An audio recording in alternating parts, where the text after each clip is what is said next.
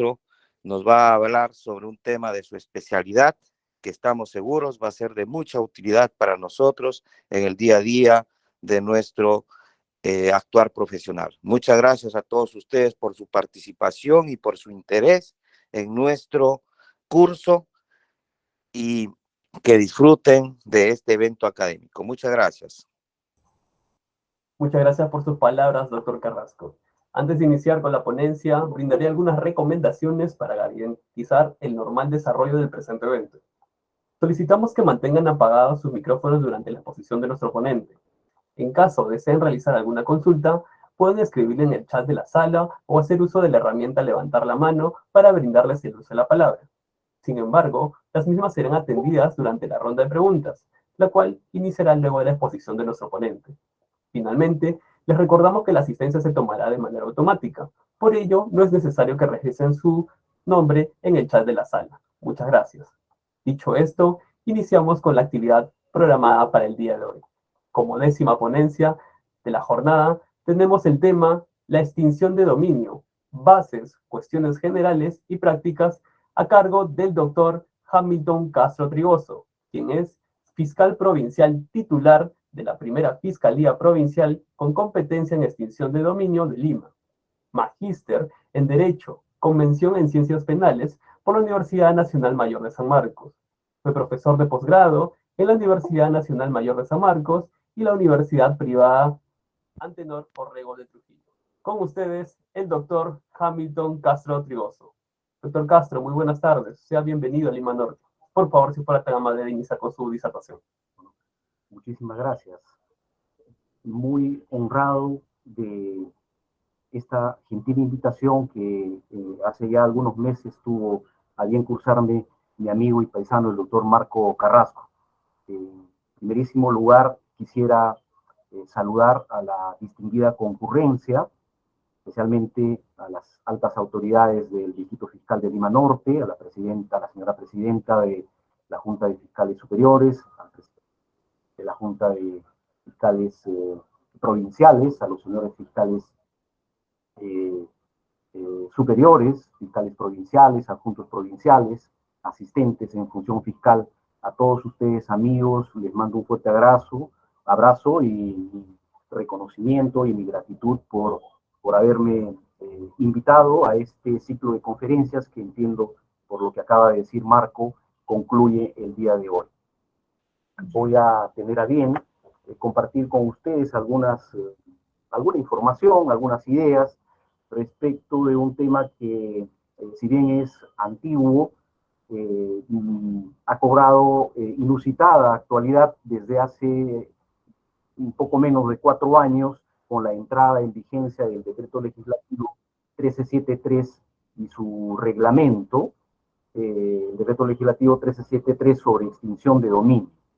El día de hoy voy a exponer lo que son las bases de la extinción de dominio, cuestiones generales, cuestiones prácticas, pero también voy a referirme a una institución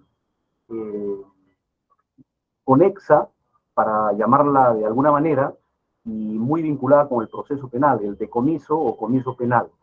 Esta exposición, queridos amigos, la he dividido en 4 partes. En primer lugar, voy a referirme a lo que es el concepto de afectación del patrimonio delictivo como una herramienta de política criminal.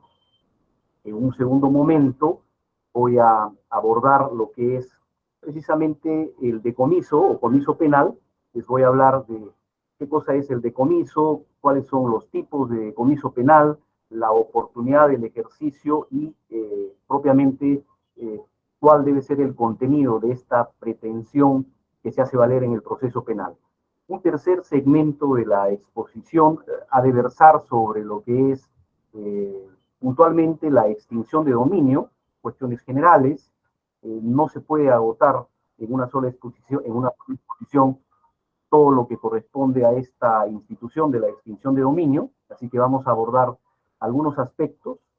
Y en cuarto y último lugar, voy a abordar algunas cuestiones que tienen que ver con qué cosa, por ejemplo, no debe ser sometido al proceso de extinción de dominio. Voy a hablar un poco sobre lo que es el principio de autonomía del proceso de extinción de dominio, y finalmente voy a aterrizar con algunos casos reales de nuestra experiencia para finalmente responder con ustedes algunas preguntas, algunas inquietudes que nosotros mismos aquí en las Fiscalías de Extinción de Dominio nos hemos ido haciendo a lo largo de estos más de 3 años, casi 4 años ya, de vigencia de la nueva normativa sobre extinción de dominio. Voy a compartir con ustedes un PowerPoint, que lo tengo aquí. Permítame abrirlo, por favor. Muy bien. A ver. Primer tema.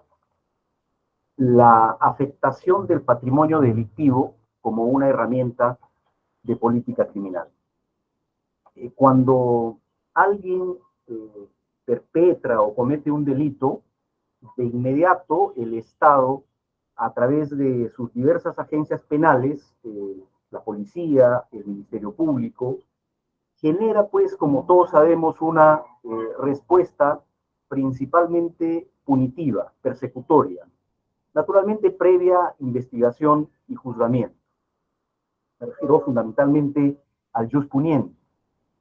No obstante lo que acabo de decir, la comisión de un delito también plantea la necesidad de que estas mismas agencias del Estado que se hacen cargo del jus puniendi, de plantear la necesidad, decía, de otro tipo de respuestas del Estado, desde estas mismas agencias, y que son otro tipo de respuestas no siempre bien visibilizadas o visualizadas, como ustedes lo quieran definir, sobre todo tratándose de aquellos delitos, de aquellas actividades criminales que generan beneficios, que generan réditos, o en general beneficios económicos para sus autores o terceros u otras personas. En esta línea ya es casi un lugar común decir hoy en día que la respuesta punitiva, la sanción penal, no es suficiente. Muchos hablan incluso del fracaso de la pena privativa de libertad y algunos incluso del propio proceso penal. De tal modo que cobra importancia actualmente al lado de la pretensión punitiva, solo para mencionar una de las pretensiones que se hacen valer dentro del proceso penal, pues la pretensión de decomiso, que va a permitir afectar las ganancias y los réditos económicos obtenidos por los delincuentes. Todos sabemos y todos nos referimos, a veces con preocupación, a lo que se llama el concepto de impunidad en el marco de las respuestas del Estado frente al crimen, sobre todo al crimen organizado, a la alta corrupción, etc. ¿no? Se habla de impunidad cuando los autores, los responsables de estos graves delitos, pues no son sancionados.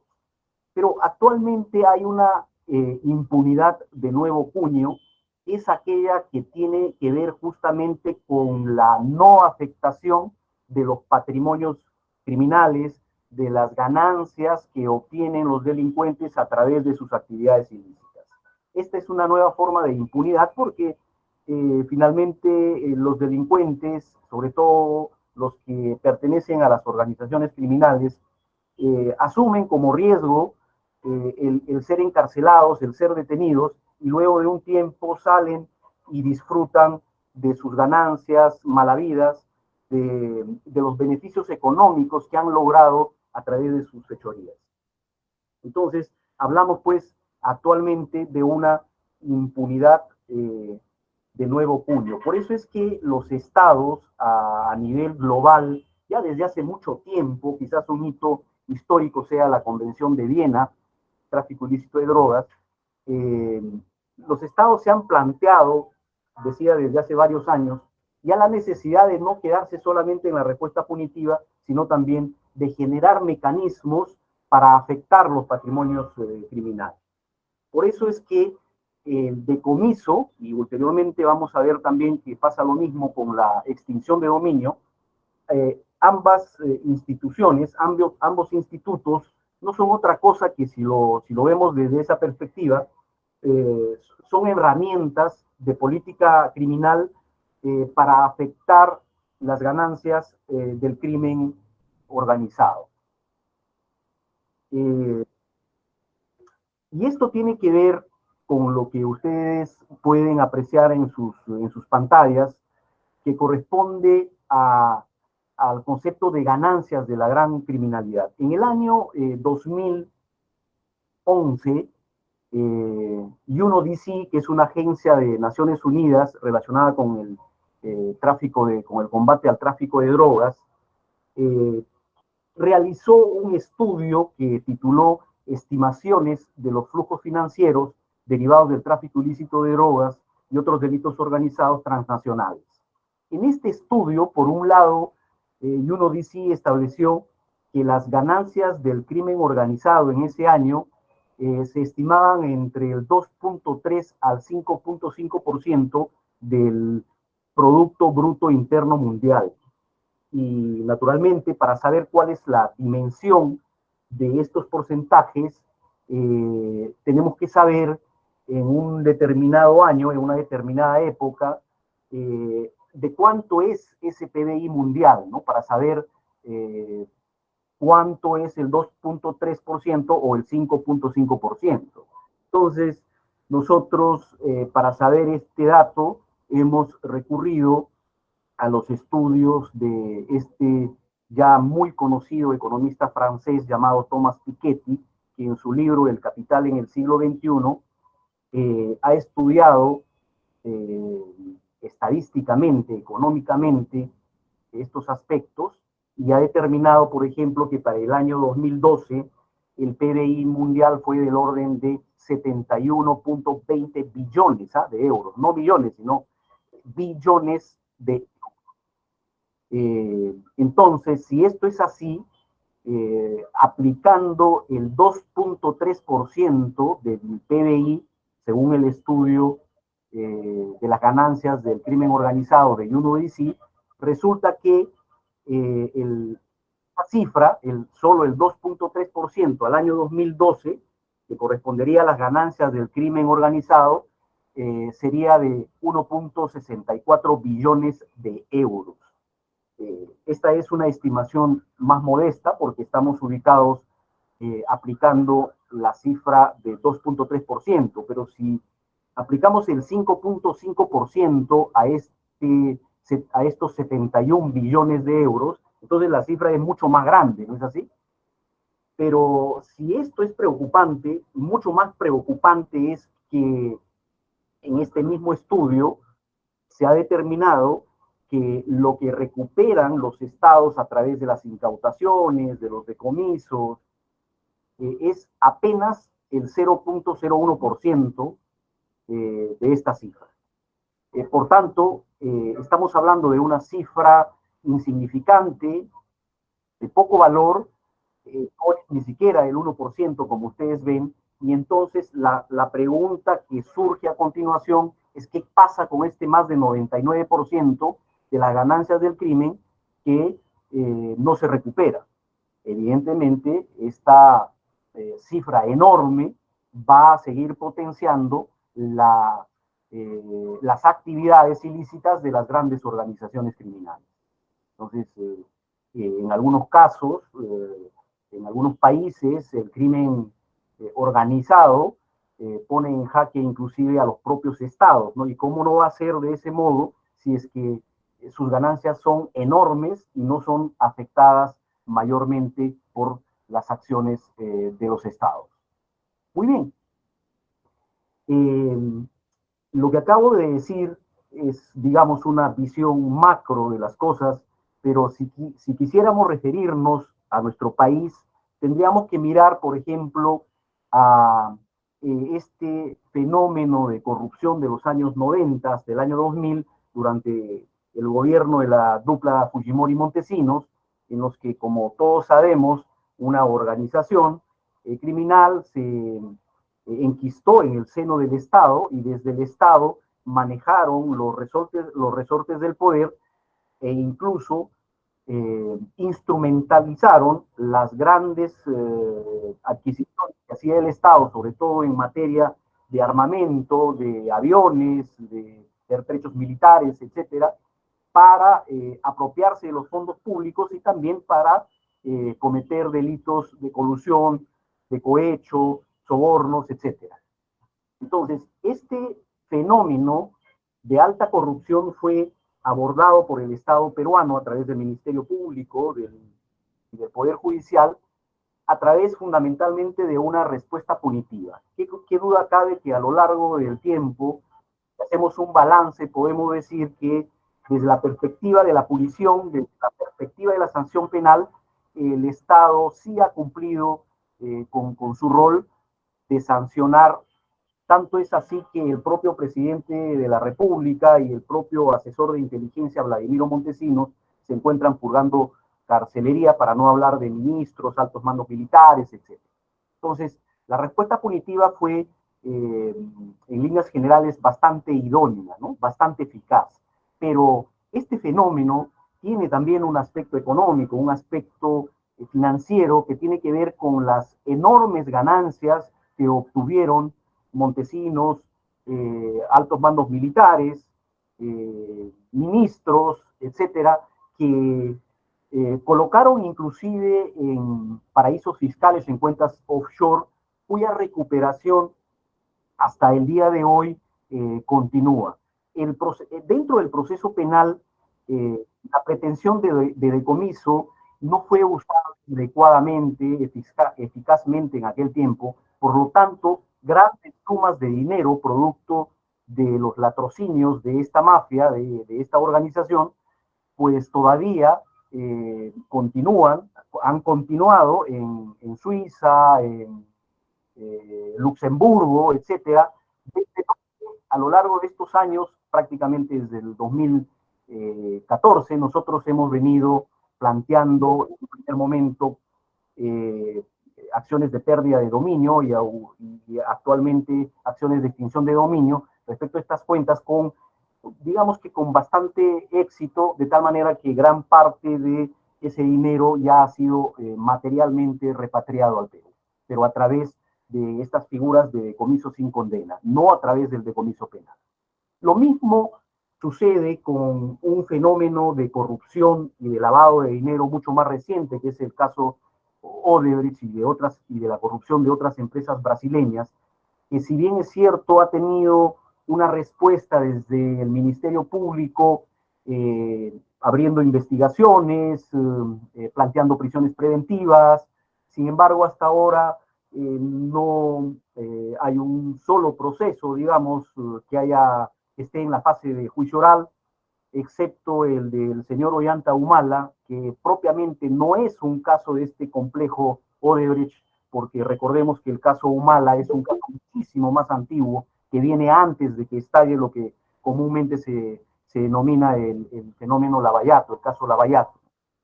Pero con todo, en este caso, en líneas generales se dice que la respuesta de las agencias penales ha sido en líneas generales adecuada, aun cuando el déficit siempre es que luego de algunos años, de varios años en realidad, todavía no tenemos una sola sentencia, cosa que esperamos que pronto podamos coronar. Son casos complejos, evidentemente, no es sencillo, no es fácil, pero hay un déficit a ese nivel. Pero también, obviamente, hay un déficit por las propias limitaciones del decomiso, que está vinculado con la sanción penal, un déficit en materia de recuperación de activos, puesto que las ganancias colocadas en las ganancias ilícitas de los corruptos, colocadas en paraísos fiscales, todavía siguen ahí y están a la espera, sea de un decomiso penal, que todavía me parece que tiene para largos años, o en todo caso a través de la figura de la extinción de dominio, que esperamos nosotros que sea una respuesta mucho más eficaz y mucho más rápida. Existe una fiscalía ad hoc, digamos, especial, que ve este tipo de casos aquí en Lima. Muy bien. Uno de los casos más importantes de este complejo de la corrupción de Odebrecht y otras empresas brasileñas es el caso del señor Toledo, que ustedes lo tienen bien graficado en sus pantallas, que comprende una actividad delictiva previa de colusión y corrupción de funcionarios, y luego los actos de colocación, los actos de conversión, los actos de transferencia y los actos de oscurecimiento, y finalmente los actos de integración cuando el dinero lavado en este esquema más o menos complejo finalmente termina beneficiando a Alejandro Toledo a través de las adquisiciones inmobiliarias y el pago de hipotecas por todos conocidos. Por tanto, estos fenómenos criminales tienen que ser enfocados también desde una perspectiva económica, porque, por ejemplo, en el caso del señor Toledo, todos esperamos que sea extraditado y luego sometido a juicio y finalmente sancionado penalmente. Pero también se espera una respuesta a nivel del decomiso penal o a través de la extinción de dominio, un decomiso sin condena, que se afecte el patrimonio ilícito que él ha adquirido a través de sus crímenes. Muy bien. Perfecto. Entonces, dicho esto, que es una especie de larga introducción al asunto, enseguida ya podemos hablar de lo que es el decomiso o el comiso penal. Muy bien. Como ustedes saben, hay una serie de definiciones que han ensayado los autores nacionales y extranjeros sobre la naturaleza jurídica del decomiso o comiso. Si bien es cierto, no existe consenso sobre la naturaleza del decomiso penal, algunos sostienen que es una consecuencia accesoria. De hecho, el artículo 102 de nuestro Código Penal, que regula el decomiso, está dentro del capítulo titulado precisamente consecuencias accesorias, el artículo 102, mientras que otros consideran que es una medida principal de carácter sustantivo penal, ¿no? No obstante esto, amigos, no es menos cierto que sí existe coincidencia en considerar que se trata de una medida dispuesta por la autoridad judicial luego de un debido proceso que consiste en la privación definitiva del dominio de bienes que, sea por su origen, sea por su destino, están vinculadas con actividades delictivas. En pantalla ustedes tienen una definición que hemos extraído del libro del profesor Tomás Galvez, Decomiso, extinción de dominio, nulidad de actos jurídicos. Otra definición del juez penal y también de extinción de dominio, el profesor Juan Antonio Rosas Castañeda. Como ustedes pueden ver, ambos autores coinciden en que se trata de una medida de carácter sustantivo penal que priva definitivamente del dominio de bienes a los titulares que están vinculados con la comisión de delitos y que pierden sus bienes, pierden la propiedad en favor del Estado. Lo mismo pasa con este autor alemán, Jeschek, y también con este autor colombiano, Gilmar Santander, que es un experto en lavado de activos y también en extinción de dominio, ¿no? No quiero referirme ampliamente a estas definiciones, lo único que pretendía al mencionarlas es establecer que, como decía hace un momento, si bien no existe un consenso sobre cuál es la naturaleza del decomiso penal, algunos dicen que es una consecuencia accesoria, otros que es una medida principal, ¿no?, de carácter sustantivo, pero lo que quería resaltar es que es el consenso sobre todo, ¿no?, el consenso en el sentido de que se trata de una medida de afectación del patrimonio criminal, sea por origen o sea por destino. Muy bien. Tenemos varios tipos de decomiso, ¿no? Y cada tipo de decomiso tiene un sustento distinto, tiene no solamente un propósito, sino también una razón de ser que es diferente en cada caso, ¿no? Por ejemplo, los instrumentos del delito. Yo sé que estos son conceptos que ustedes manejan, aunque a veces en las charlas, en las conversaciones que tenemos con los colegas, nos damos con la sorpresa que no todos manejan con claridad, con precisión, los conceptos de instrumento, de efecto, de ganancias, de objeto del delito, y esta falta de comprensión lleva a veces a tomar decisiones erróneas o a tener enfoques equivocados que no permiten una actuación eficaz, sea desde la persecución, es decir, desde el ámbito del Ministerio Público, o sea desde el ámbito de la decisión, o sea, en el ámbito judicial, en el ámbito de los fallos judiciales. Por eso es que es importante tener bastante bien en claro estos conceptos que son sencillos, pero que son fundamentales y son necesarios para la eficacia de nuestra labor. Por eso es que me he permitido yo recordar con ustedes, me permito recordar con ustedes estos conceptos básicos, ¿no? Los instrumentos del delito son, como ustedes saben, bienes utilizados para la ejecución o la tentativa del delito, ¿no? Hay una relación de medio a fin entre el bien y la actividad delictiva. Es lo que se llama los instrumentos caeleris, ¿no es así? Pueden ser armas, pueden ser los vehículos en los que se transportan los insumos químicos, la droga, los estupefacientes, etc., ¿no? El arma con el que se perpetra un homicidio, una lesión, por ejemplo.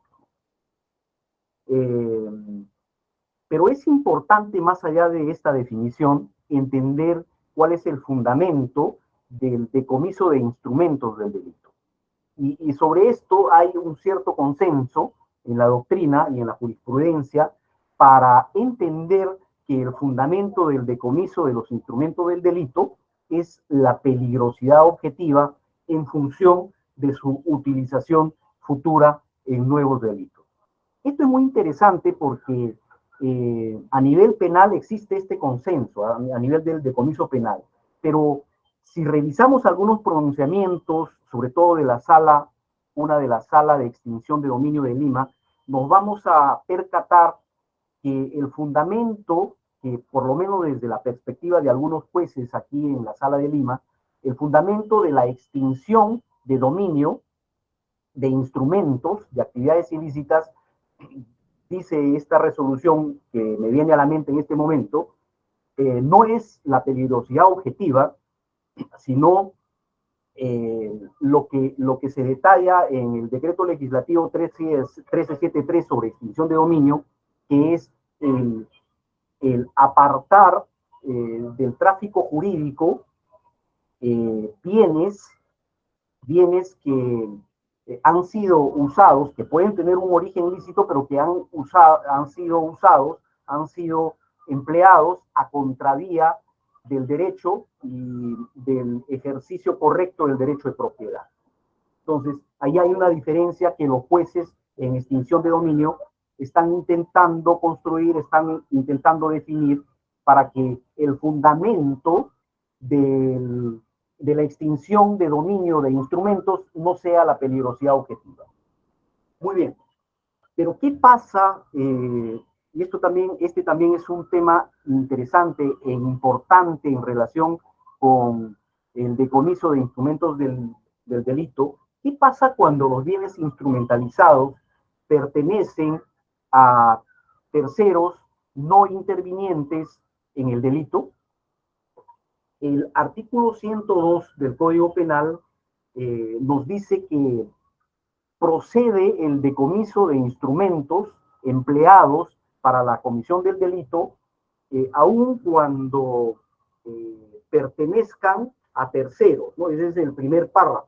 Dice, el juez resuelve el decomiso de los instrumentos con que se hubiera ejecutado el delito, aun cuando pertenezcan a terceros, salvo cuando estos no hayan prestado su consentimiento para su utilización, ¿no?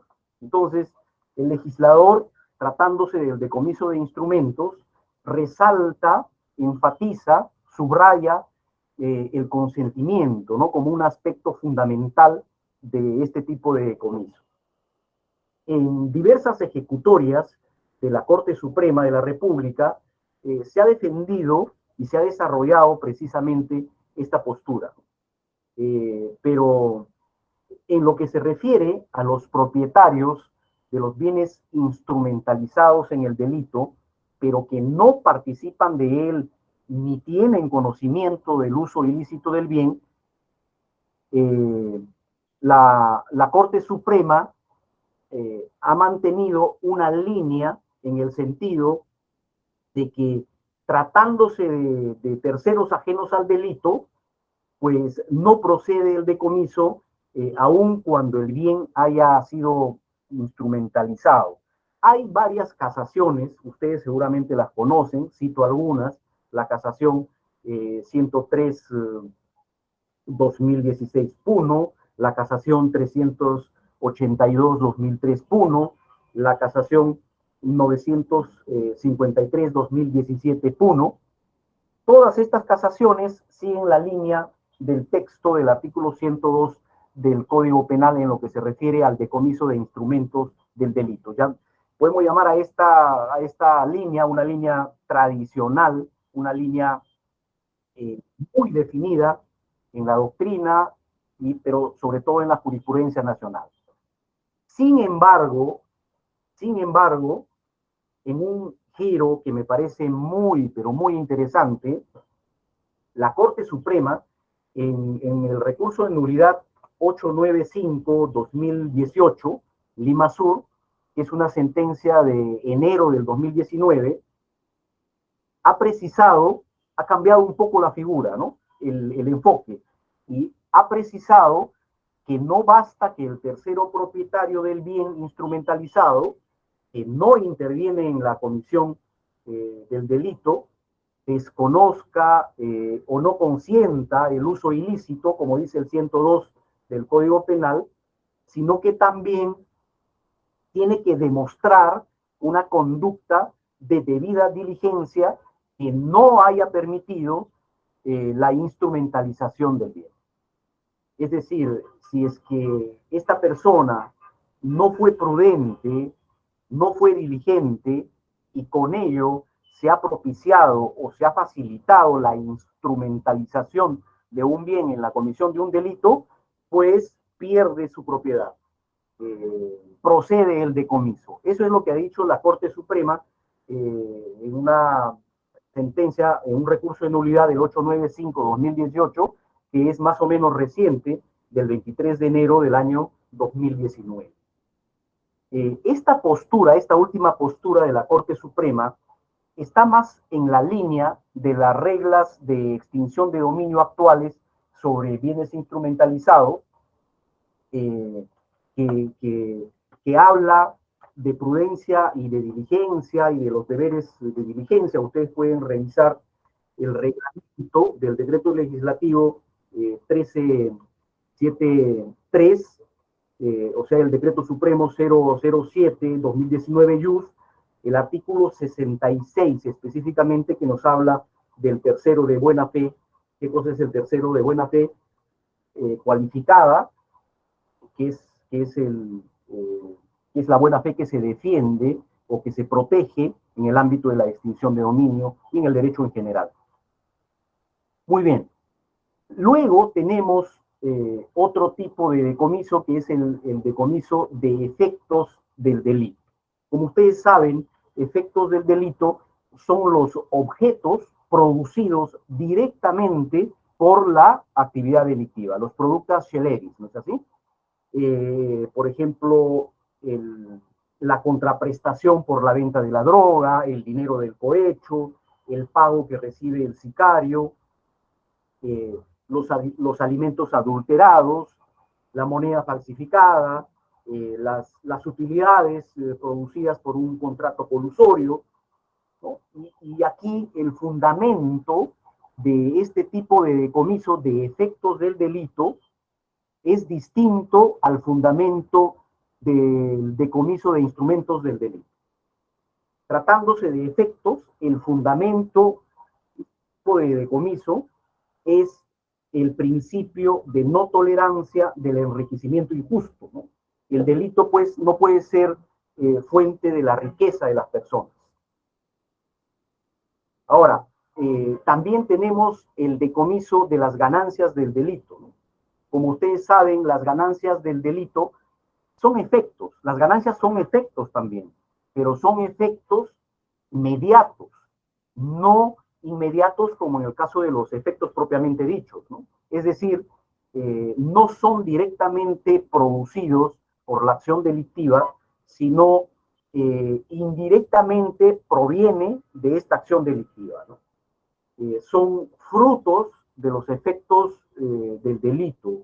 Inclusive puede decirse que son ganancias aquellos bienes o activos que teniendo un origen inmediato en el delito, recaen sobre ellos actos u operaciones lícitas, ¿no? Ejemplos de ganancias, los intereses, producto de un soborno colocado en una cuenta de un banco en un paraíso fiscal, por ejemplo, ha ocurrido. Bueno, a veces uno piensa que los funcionarios públicos que incurren en delito de corrupción no son tan ingenuos, ¿no? De colocar el producto de una coima, de un soborno en una cuenta a su nombre. Bueno, en realidad nosotros hemos visto casos de estos vinculados con la corrupción de Odebrecht, donde los funcionarios públicos sí colocaban directamente el producto de sus sobornos en cuentas, claro, en cuentas extranjeras, bajo la expectativa de no ser descubiertas, puesto que se trataban de paraísos fiscales como Andorra, por ejemplo, ¿no? Pero ocurre. También son ganancias los réditos ganados por una suma de dinero producto del tráfico ilícito de drogas, que es invertida en la bolsa de valores, por ejemplo, los bienes, casas, carros, aviones, etcétera, artefactos que son adquiridos con dinero producto de la venta de drogas, solo por mencionar una actividad criminal, ¿no? Caso interesante es el de las utilidades que genera un bien o activo robado producto del rescate pagado en un secuestro o extorsión, ¿no? Si bien el producto del rescate de un secuestro o el dinero obtenido por el extorsionador ontológicamente son ganancias del delito, y digo ontológicamente, sin embargo, no califican para el decomiso porque si es que inmediatamente estas sumas de dinero son recuperadas, son intervenidas por la autoridad, naturalmente deben ser restituidos al agraviado, ¿no? A nadie se le puede ocurrir agraviar doblemente a la víctima de un delito de secuestro o de extorsión, pues extinguiendo o decomisando lo que se recupera y lo que pagó como rescate o a título de una extorsión. El fundamento del decomiso de las ganancias es el mismo que el de los efectos, ¿no? O sea, el principio de no tolerancia del enriquecimiento injusto. El ordenamiento jurídico no protege al que se enriquece a través de la comisión de los delitos. También tenemos un decomiso relacionado con los objetos del delito, ¿no? Sabemos que son objetos de un delito todo bien sobre el cual recae la actividad delictiva, ¿no es así? Por ejemplo, el reloj hurtado o robado, la droga que se comercializa, las medicinas adulteradas, el oro lavado, inmuebles, etcétera, ¿no? Aquí es importante, estimados amigos, tener en consideración que hay una regla general. La regla general es que los objetos del delito no son materia de decomiso, sino de restitución o devolución a los agraviados por el delito o a sus legítimos titulares. ¿Por qué? Porque la restitución es un componente de la reparación civil conjuntamente con los daños y perjuicios, como todos sabemos. Pero hay objetos que, pese a su condición, sí son pasibles de la pretensión de decomiso, ¿no? ¿Cuáles son estos objetos? Por ejemplo, los bienes materia del lavado de activos, ¿no? Los actos delictivos de conversión, de transferencia, de ocultamiento, recaen sobre esos bienes. Por lo tanto, son objetos del delito de lavado de activos. Pero claro, esto es, al mismo tiempo que son objetos de lavado de activos, también son efectos de una actividad criminal previa al lavado de activos, ¿no? Por ejemplo, si el producto de un soborno, de un cohecho, que sería un efecto del delito, es colocado en una cuenta y luego se transfiere a otra, etcétera, entonces ahí naturalmente hay una actividad criminal previa y también este activo tiene una doble condición, ¿no es así? Sería efecto de un delito de corrupción, pero también objeto del delito de lavado de activos. También es decomisable, por ejemplo, el dinero usado para el financiamiento del terrorismo, ¿no? Aun cuando tuviera un origen lícito.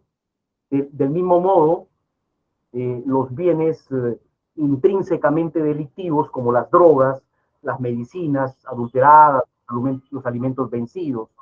En estos casos, como todos sabemos, el decomiso se realiza con fines de destrucción. Hay un tipo de decomiso bien interesante, que es el decomiso de bienes mezclados, ¿no? Hay que entender lo que es el concepto de mezcla.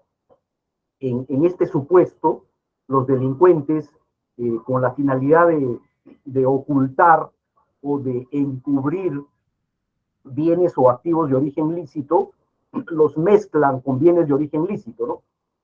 Hay un clásico ejemplo que usan los profesores de derecho penal para explicar la mezcla, que es si tenemos un vaso de agua y le agregamos tinta, entonces la tinta se mezcla y es imposible, al menos por métodos naturales, hacer una separación, ¿no? Ya se mezcló y por lo tanto se convierte en un producto mezclado, ¿no?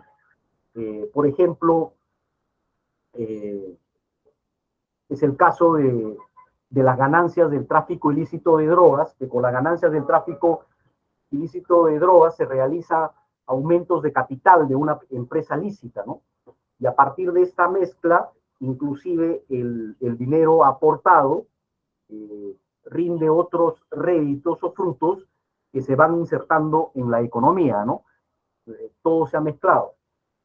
Puede ser también que con dinero producto del tráfico de drogas, por ejemplo, se compre un predio, se construya una parte con dinero ilícito, producto del tráfico de drogas, pero por otro lado, luego se invierte dinero de origen lícito, ¿no? Producto del trabajo honesto.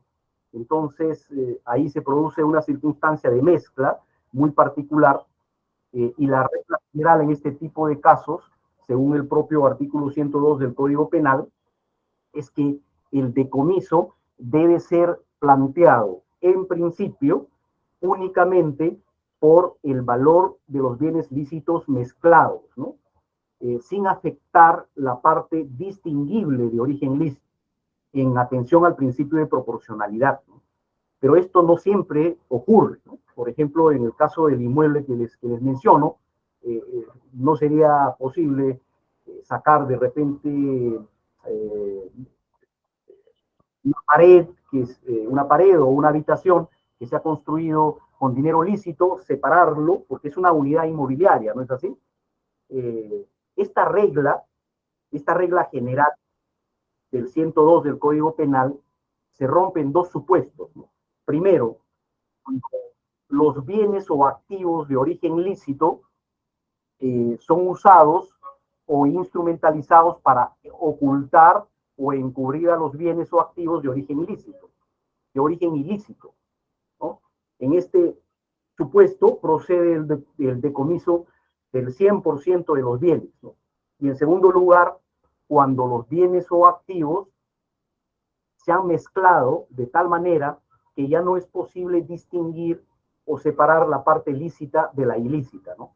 En este último supuesto también procede el decomiso por el 100%. Muy bien. Otro tipo de decomiso es el de bienes intrínsecamente delictivos, ¿no? Son aquellos bienes que respecto de los cuales las personas ni el Estado pueden detentar derechos reales, ¿no? No pueden entrar al tráfico comercial por razones que tienen que ver, por ejemplo, con la seguridad y la salud públicas, ¿no? El medio ambiente, etcétera. Por ejemplo, clase de bienes intrínsecamente delictivos, ¿no? Los billetes o monedas falsificadas, las medicinas o los alimentos adulterados, las drogas o estupefacientes, ¿no?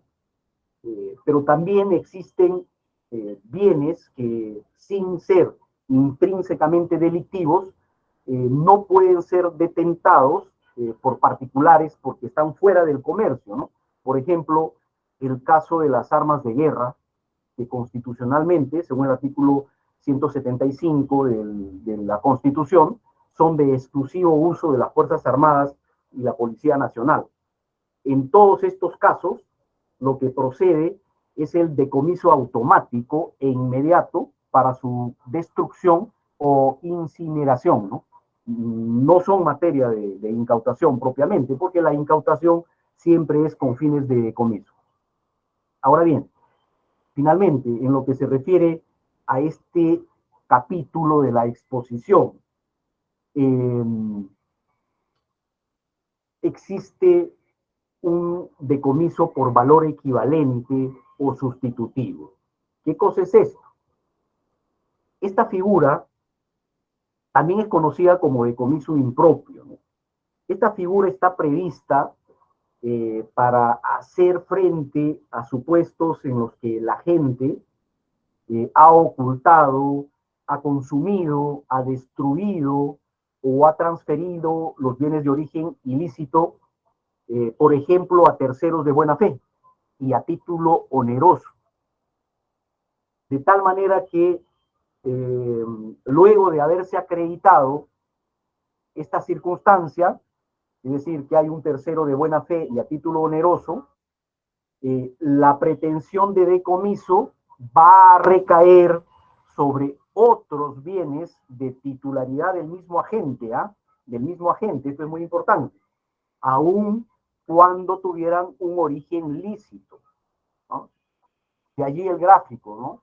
Es decir, el gráfico que ustedes tienen en pantalla pretende transmitir esta idea de decomiso por valor equivalente sustitutivo o decomiso impropio, ¿no? Cuando los bienes de origen ilícito se han difuminado, han desaparecido, se han destruido, no existen, no son ubicables, entonces es perfectamente posible, artículo 102 del Código Penal, afectar bienes de la misma persona, del mismo sujeto, aun cuando tuvieran origen lícito. Es una suerte de compensación. Desde luego, es muy importante en este supuesto, primero, que el fiscal indague en la investigación sobre la existencia de los bienes, primero, ¿no? De los bienes o activos ilícitos. Es lo que yo llamo levantar todas las piedras, es decir, uno tiene que agotar toda búsqueda, de todo acto de investigación para identificar, para ubicar primero los bienes de origen ilícito, ¿no? Si fueron transferidos a terceros, pues hay que indagar si estos son de buena fe y a título oneroso o no, ¿verdad? Si se acredita que son terceros buena fe y a título oneroso, entonces no se pueden afectar los bienes así adquiridos y por tanto hay que mirar los bienes de origen lícito por equivalencia, ¿no? De tal manera que solo si se ha agotado esta instalación y se acredita que los bienes no se ubican o no existen, o los terceros adquirentes no son de buena fe ni a título oneroso, entonces recién es posible plantear esta forma de decomiso. En este caso, como decía hace algún momento, el fundamento del decomiso es claramente compensatorio, ¿no? Es decir, el Estado decomisa para compensar el hecho que no puede decomisar los bienes de origen ilícito. Esta figura no es insólita, no solo existe en el Perú, existe en el derecho comparado en Alemania, en Colombia, en España y en otros países, ¿no? Si ustedes revisan el artículo 102 del Código Penal, van a encontrar que esta figura solo procede respecto de efectos o ganancias del delito. Efectos o ganancias del delito. Entonces, por el principio de legalidad, actualmente, salvo que se reformule el artículo 102 del Código Penal, actualmente no procede el decomiso por valor equivalente para instrumentos del delito. Muy bien. Ahora, no sé si hasta aquí habrá una pregunta, de pronto estoy muy acelerado, y si quieren ustedes pueden formular hasta aquí alguna pregunta, ¿no? O al final, como ustedes lo prefieran. Doctor, si nos permite, por favor, las preguntas al finalizar vuestra... ¿Cómo no? Perfecto. Sí. De acuerdo. Entonces vamos a continuar. Siempre en esta línea, o en esta parte de la exposición, me gustaría ahora hablar un poco sobre cuál es la oportunidad del ejercicio de la pretensión de decomiso. Probablemente ustedes conocen este tema, pero me gustaría recordar un poco cuál es la oportunidad del ejercicio de la pretensión de decomiso. En el marco del proceso penal común regulado en el Código Procesal Penal, que ustedes conocen bastante mejor que yo hace más de 4 años que estoy, mejor dicho, hace como cerca de 4 años que estoy trabajando con otra normativa, la de extinción de dominio. Decía que en el Código Procesal Penal la pretensión de decomiso debe ejercitarse durante la etapa intermedia, ¿no?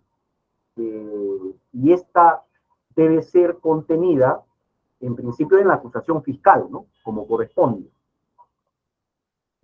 Claro, si ustedes revisan el artículo 349 del Código Procesal Penal, que regula el contenido de la acusación, ahí el legislador en ningún momento se ha referido a la pretensión de decomiso, a diferencia de lo que ocurre con la pretensión punitiva y la de la reparación civil, que sí están mencionadas como contenido obligatorio de la acusación fiscal, ¿no?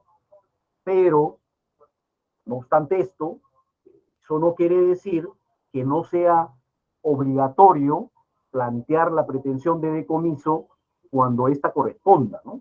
Respecto de objetos, efectos, ganancias e instrumentos del delito. Más aún cuando estos bienes han sido incautados durante la investigación, sobre todo, ¿no? Cuando han sido incautados durante la investigación. ¿Por qué? Porque la incautación es solo una medida cautelar que precisamente garantiza la pretensión futura de decomiso. Yo sé que existe lo que el acuerdo plenario, tan conocido por todos nosotros, llama también el decomiso, perdón, la incautación instrumental, ¿no? Con fines de investigación. Pero, bueno, estrictamente, en puridad, en realidad se debería llamar secuestro, ¿no? No es, cuando es con fines de investigación, no es propiamente una incautación, porque la incautación es una medida que está pensada fundamentalmente con fines de decomiso. Bueno, pero eso es lo que ha dicho la Corte Suprema, ¿no?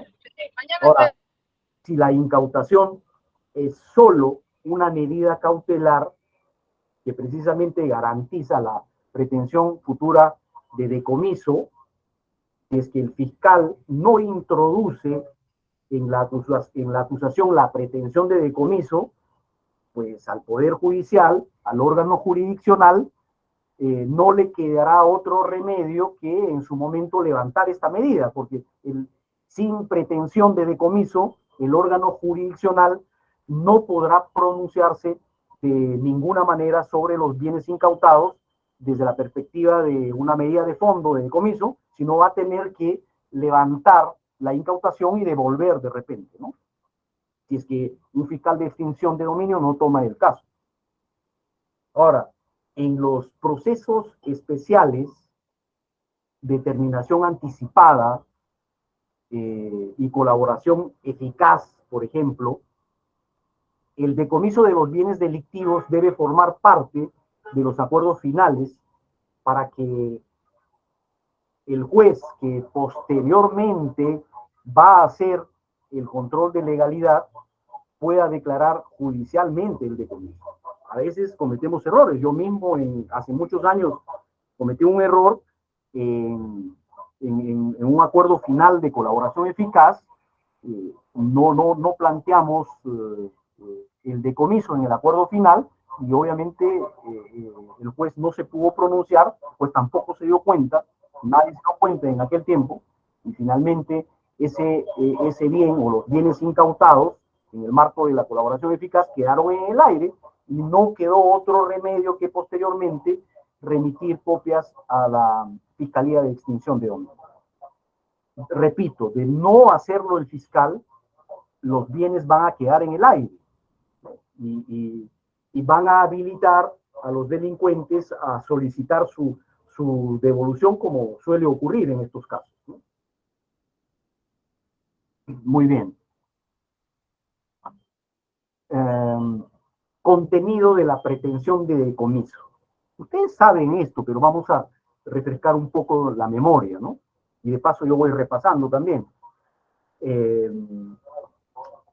¿Cuál es el contenido de la pretensión de decomiso, ¿no? Ahí ustedes tienen un gráfico de 4 rectángulos que pretende ofrecer una propuesta de contenido de la pretensión de decomiso, ¿no? En primer lugar, la identificación y descripción del bien. En segundo lugar, el fundamento del decomiso. En tercer lugar, los elementos de convicción. Y en cuarto lugar, el ofrecimiento de prueba, ¿no?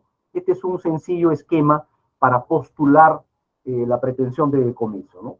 Indudablemente es de la máxima importancia identificar y describir con todas sus características el bien o el activo materia de la pretensión de decomiso, ¿no? Es como cuando se nos exige para los efectos de la pretensión punitiva identificar, individualizar al acusado, ¿no es así? Entonces, como el decomiso es una pretensión real, recae sobre un bien, es necesario individualizar, describir, identificar el bien con las partidas registrales, si cabe si cabe el caso también, ¿no? La ficha de la partida registral, etcétera, ubicación, linderos, etcétera. En el segundo ítem de lo que debe contener la pretensión de decomiso está el fundamento, ¿no? ¿Y qué cosa es el fundamento para nosotros? No es otra cosa que la explicación razonada de por qué estamos frente a un objeto, efecto, ganancia o instrumento del delito. O sea, eso hay que explicarle claramente al juez, ¿no? Porque como ustedes saben, el fundamento de cada decomiso es diferente. Entonces hay que primero establecer frente a qué estamos, ¿no? Estamos frente a un decomiso de objeto, a un decomiso de efecto, de ganancia o de instrumento del delito, ¿no? Lo que constituye justamente el fundamento central de la pretensión de decomiso. En tercer lugar, si es que el bien es de terceros, perdón, antes de que se me vaya la idea, dentro de esta parte de fundamento del decomiso, si es que el bien es de terceros adquirentes, ¿verdad? Y el fiscal ha decidido, a pesar de ello, postular, plantear la pretensión de decomiso, entonces hay que explicarle al juez en la acusación, en el ítem de decomiso, las razones por las cuales se considera que estos terceros no son de buena fe y tampoco a título oneroso, ¿no? Porque justamente en el ordenamiento jurídico, Código Civil, lo que se protege es al tercero de buena fe y a título oneroso, ¿correcto? Y ulteriormente, como vamos a ver, también al que es prudente y diligente. Bueno, pero esa es otra cuestión, ¿no? Si no fuera de buena fe y tampoco, tampoco adquirió el bien a título oneroso, entonces eso hay que explicarlo en el ítem correspondiente para que pueda prosperar la pretensión de decomiso, ¿no? Si estamos frente a una pretensión de decomiso, por ejemplo, por valor equivalente de efectos o ganancias, se debe explicar razonadamente que durante la investigación se ha agotado la búsqueda de los bienes de origen ilícito, la búsqueda de los bienes ocultados o que estos han sido consumidos, que han sido destruidos y que por tal razón se está solicitando el decomiso de un bien lícito del mismo agente por compensación. En tercer lugar, es importante, como en cualquier pretensión, aportar y detallar cuáles son los elementos de convicción, ¿no? Empezando obviamente por las partidas registrales, los contratos, etcétera, y todo aquello que sustente la pretensión de decomiso, ¿no? Las actas de incautación, de intervención, las declaraciones, etcétera, ¿no? Y finalmente, cosa que es muy importante, hay que ofrecer prueba para esta pretensión, ¿no? En la parte del ofrecimiento de prueba, hay que detallar todas las pruebas que ofrecemos para su actuación en el juicio oral, ¿no? Obviamente se extraen de los elementos de convicción y deben ser ofrecidos de acuerdo con la naturaleza y las formalidades de cada medio probatorio, ¿no? Documentos, testigos, etcétera. He visto acusaciones con pretensiones de decomiso, pero sin prueba. Entonces, si es así, esa pretensión de decomiso nunca va a prosperar a nivel del juicio oral, ¿no? Porque sobre qué prueba va a definir la cuestión el juez. Entonces depende de nosotros, ¿no? Los fiscales. Muy bien. Hasta aquí va la parte de lo que es el decomiso o comiso penal. Ahora, amigos, respirando un poquito, tomando un poquito de agua, vamos a hablar de lo que es la extinción de dominio. Y entonces, una primera pregunta que surge es, ¿por qué extinción de dominio? ¿Por qué el legislador ha introducido esta figura de extinción de dominio si existe el decomiso penal, si existía antes la figura de la pérdida de dominio, ¿no? Que también era una forma de decomiso sin condena? Naturalmente, una primera respuesta a estas interrogantes es que el decomiso penal, como todos conocemos, tiene limitaciones, pues, ¿no? La falta de comprensión y de debido por los operadores penales, los que estamos generalmente abocados a buscar la prueba del delito, la prueba de la responsabilidad penal, no tenemos mucho tiempo para pensar en los aspectos patrimoniales, ¿no?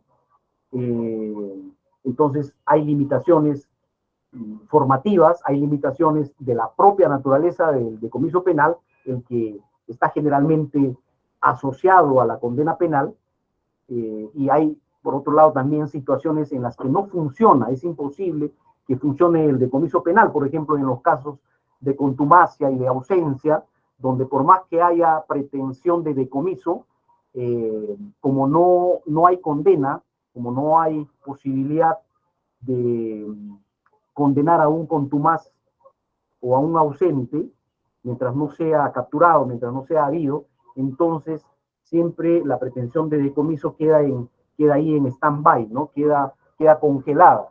Entonces, esa es una de las razones que potencian o que potenciaron la necesidad de introducir una figura de extinción de dominio, o sea, una forma de decomiso sin condena. Esto es muy importante, les podría contar muchas anécdotas sobre el particular, una chiquita tal vez que grafica lo que acabo de señalar, es decir, las limitaciones del decomiso penal. En el año 2019, cuando estuvimos a cargo de la única Fiscalía de Extinción de Dominio que existía en aquel tiempo, con sede en Lima, cuando entró en vigencia en febrero del 2019 la norma de extinción, nos convocaron en la UIF para tener una reunión con el personal de aduanas, de SUNAT, que con mucha preocupación nos hicieron una exposición muy interesante, con gráficos, con números, donde ellos expresaron su preocupación respecto de la falta de eficacia del proceso penal de lavado de activos en lo que se refiere a las barras de oro, ¿no? Esas barras de oro que salen por el aeropuerto vía procedimiento de exportación, pero que están vinculadas muchas veces con la minería ilegal y con el lavado de activos, y que son primero materia de interdicción a través de una medida cautelar administrativa de inmovilización por parte de aduanas, pero que luego, antiguamente daban lugar solo a una investigación de lavado que duraba años, y entonces en ese momento, el 2019, de todos esos casos, los funcionarios de aduanas nos dijeron que el caso que más había avanzado en años era uno que había llegado a etapa intermedia y que ahí se había entrampado, y que no había una sola condena, y por tanto no había un solo decomiso de barras de oro, y además, por consiguiente, no había decomiso en la medida en que no había condena. ¿Sí? Entonces nos propusieron, nos dijeron si podíamos trabajar este tipo de casos bajo la mirada y bajo la normativa de extinción de dominio. Nosotros les dijimos que podíamos ver un caso piloto primero, ¿no? Y efectivamente así se hizo. Trabajamos con aduanas y la verdad que fue muy efectivo, porque a partir de ese primer caso que fue resuelto en menos de un año con sentencia definitiva, si no fuera por el aislamiento de la pandemia hubiese sido en menor tiempo incluso. Entonces, a través de ese piloto, de ese caso piloto, finalmente aduanas decidió hacer informes, ya no solamente en esos casos para las fiscalías de lavado, sino también para las fiscalías de extinción, de tal manera que ahora existen muchísimas sentencias sobre ese material aurífero en extinción de dominio. Así que yo creo que ese ejemplo que les acabo de dar reflejan, por un lado, las limitaciones del decomiso en sede penal, y por otro lado, lo tan eficaz que puede ser la extinción de dominio sobre un mismo bien, ¿no es así? Ahora, desde los considerandos del decreto legislativo 1373, el legislador peruano esgrimió como argumento para reformar la legislación anterior de pérdida de dominio, el decreto legislativo 1104, que una de las deficiencias de dicha normativa era precisamente la falta de autonomía del proceso de pérdida de dominio del proceso penal. Por eso es que el legislador planteó reformular los mecanismos, implementando esta figura de extinción de dominio como una herramienta de política criminal, independiente, y dice así la norma, independiente y autónoma del proceso penal. Eso en alusión a al rasgo de residualidad de la pérdida de dominio, que operaba fundamentalmente ahí donde el decomiso penal no podía prosperar, ¿no? O sea, en los casos de sobreseimiento, en los casos de absolución, en los casos de contumacia y de ausencia, ¿no? Es decir, operaba residualmente, ¿no? En cambio, esta figura de extinción de dominio pretende ser autónoma, independiente de lo que se plantea en el proceso penal, ¿no? Y otra razón esgrimida por el legislador es que el sistema de procesamiento de este tipo de casos no había funcionado adecuadamente, pues debido principalmente a la falta de especialización de los operadores, ¿no? Recuerden que la pérdida de dominio era un ítem de trabajo de los fiscales de lavado de activos, ¿no? Que eran fiscales de lavado de activos y pérdida de dominio, ¿no? Pero naturalmente un fiscal de lavado de activos se abocaba fundamentalmente a los casos de lavado de activos y finalmente los casos de pérdida de dominio fueron una suerte de cenicienta dentro de ese modelo, a tal punto que pocas sentencias fueron obtenidas en esa época desde las fiscalías de lavado. Las que fueron obtenidas fueron más bien las que plantearon algunos fiscales de corrupción, y digamos los que plantearon algunas procuradurías también, ¿no? Como la de tráfico de drogas, que fueron a parar en un juzgado penal, y también con un entendimiento muy interesante de la figura de pérdida de dominio, generó varias sentencias muy interesantes en aquel momento, ¿no? Esas son las razones de la derogatoria del decreto legislativo 1104 y de la reforma introducida por el decreto legislativo 1373. ¿Qué es la extinción de dominio, no? Bueno, podemos ver el asunto desde una perspectiva procesal y decir que es una acción real de naturaleza jurisdiccional y naturaleza patrimonial. Pero desde la perspectiva sustantiva no es otra cosa que una consecuencia patrimonial de actividades ilícitas que consiste en una declaratoria de titularidad en favor del Estado mediante una sentencia judicial, obviamente luego de un debido proceso, ¿no? Respecto de bienes de origen o destino ilícito, pero sin contraprestación alguna. ¿Correcto? Esta figura tiene un ámbito de aplicación, obviamente recae sobre objetos, algunos objetos, instrumentos, efectos, ganancias, que estén vinculadas con ciertas actividades ilícitas que han sido numeradas por el legislador en el decreto legislativo 1373, en el pórtico, y se refiere a actividades ilícitas contra la administración pública, contra el medio ambiente, el TIR, terrorismo, secuestro, extorsión, etcétera, ¿no?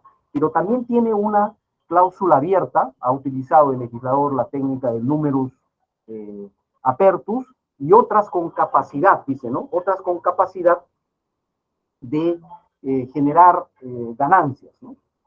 Esto merece también una pequeña explicación, ¿no? Algunos sostienen que a partir de lo que dice la exposición de motivos del decreto legislativo 1373 y desde una visión, yo diría, expansionista de la extinción de dominio, pues sostienen que esta cláusula abierta habilitaría a introducir dentro de ese ámbito de aplicación de la extinción de dominio a infracciones administrativas. En lo personal, yo estoy en contra de esa perspectiva, de esa postura, en la medida, más allá de lo que dice la exposición de motivos, pero atendiendo sobre todo a lo que corresponde a la finalidad político-criminal de la extinción de dominio, que ha nacido como un mecanismo de política criminal para afectar patrimonios criminales, ¿no? No está referida a infracciones administrativas.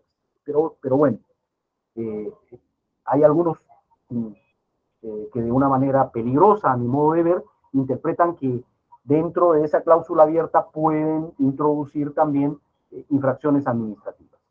Muy bien. Ahora, me parece importante y quizás de un alto rendimiento práctico lo que voy a exponer en este cuarto ítem, en este cuarto segmento de la exposición.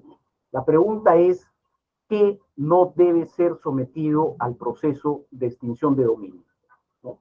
Y aquí debemos partir de una premisa que es la autonomía del proceso de extinción de dominio. ¿Cómo debe entenderse? El principio de autonomía de la extinción de dominio está regulado en el artículo 1 romano del título preliminar, numeral 2.3 del decreto legislativo 1373. El legislador dice así expresamente: autonomía. El proceso de extinción de dominio es independiente y autónomo del proceso penal, civil u otro de naturaleza jurisdiccional o arbitral, por lo que no puede invocarse la previa emisión de sentencia o laudo en estos para suspender o impedir la emisión de sentencia en acto. Este principio de autonomía ha generado también mucha discusión incluso entre nosotros, los fiscales de extinción de dominio. Hay, desde luego, diversas posiciones, ¿no? Hay una posición radical que ahora vamos a describir que yo no comparto, yo la verdad no comparto, posiciones intermedias, ¿no? También, pero yo creo que es importante en saber cómo debe entenderse cómo debe interpretarse el principio de autonomía del proceso de extinción de dominio para no caer en posturas radicales, para no caer en posturas arbitrarias, que incluso podrían vulnerar el principio de interdicción de la arbitrariedad que ha definido tantas veces el Tribunal Constitucional en múltiples sentencias, ¿no? Desde luego lo que voy a decir es a título personal, no todos comparten esta opinión en el ámbito de las fiscalías de extinción de dominio. A mi modo de ver, la idea de este precepto, de esta definición de autonomía en extinción de dominio, es la siguiente. Lo que nos quiere decir el legislador, a mi modo de ver, es que no es exigible esperar el resultado final de un proceso penal, civil o cualquier otro, arbitral incluso, para recién emitir una sentencia en el proceso de extinción de dominio, ¿no? La no emisión de sentencia en procesos distintos no suspende el proceso de extinción de dominio ni impide su resolución final, ¿no? También es necesario tener en cuenta, para hacernos una idea clara de qué cosa es la autonomía del proceso de extinción de dominio, lo que se define en el reglamento, o sea, en el Decreto Supremo 007-2019, en el artículo 5, en el numeral 5.8, que es el principio de prevalencia, ¿no? Que las normas que regulan el proceso de extinción de dominio prevalecen sobre cualquier otra disposición prevista en otras normas, incluyendo el Código Procesal Penal, Código Procesal Civil o normas administrativas, ¿no?